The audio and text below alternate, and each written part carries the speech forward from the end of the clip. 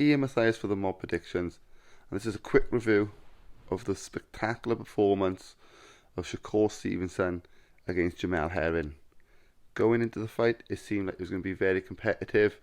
It seemed like it was going to be JAMEL Herring looking to be the bully, and Shakur Stevenson, similar to his last fight against Nakathia, boxing on the outside, looking to use his jab, use his speed, use his reflexes to counter the bigger man.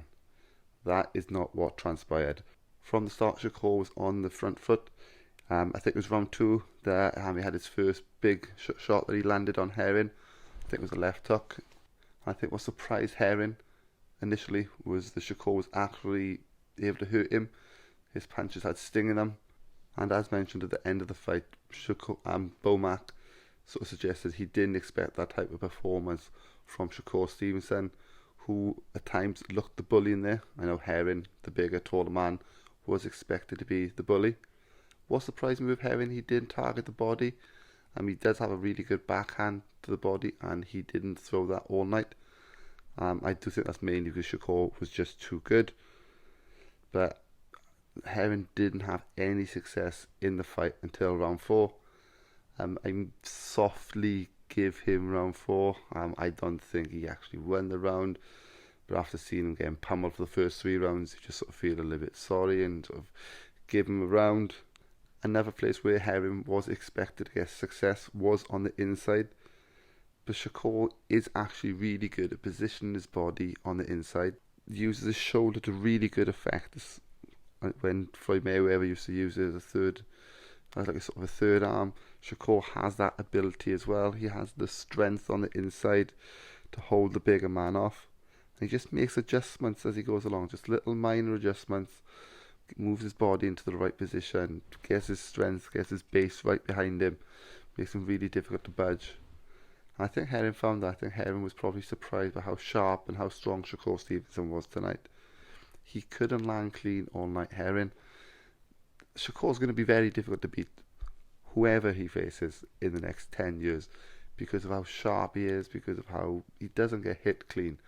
I think one of the stats one of the commentators said is he's outlanded his opponents like 48 fights in a row. Not 48 fights, 48 rounds, which is just obscene. On the UK broadcast, we didn't get any punch accuracy stats, but I can imagine it's in the high 30s, 40% ratio. And it was good to see Shakur with a more aggressive performance. In my pre-fight prediction, I asked for him to be more aggressive, and I hoped that was going to come into his game in time, but it's there. It's already there. The guy is spiteful, he's vicious, he hits harder than I probably give him credit for.